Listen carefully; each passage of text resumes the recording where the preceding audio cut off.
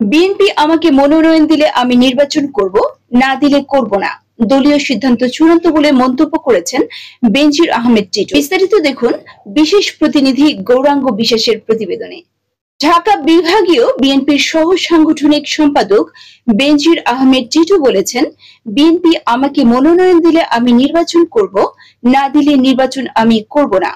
কারণ দলীয় সিদ্ধান্ত আমাদের কাছে চূড়ান্ত সিদ্ধান্ত। কালিহাতী পৌর বিএনপির ইফতার মাহফিলে প্রধান অতিথির বক্তব্যে বেনজির আহমেদ টিটু এসব কথা বলেন। সোমবার বিকেলে কালিহাতীর পৌর বিএনপির উদ্যোগে উপজেলা অডিটোরিয়ামে ইফতার মাহফিলের আয়োজন করা হয়।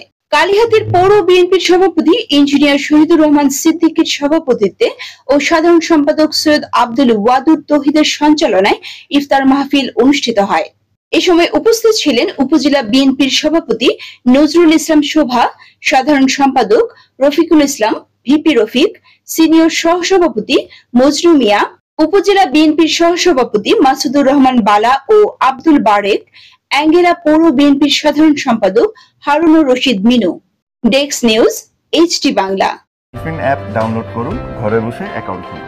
অ্যাকাউন্ট ছাড়াই প্রিয়জনকে টাকা পাঠান সবচেয়ে কম খরচে ইসলামী ব্যাংকের সেলফি অ্যাপের ক্যাশবাই কোডের মাধ্যমে।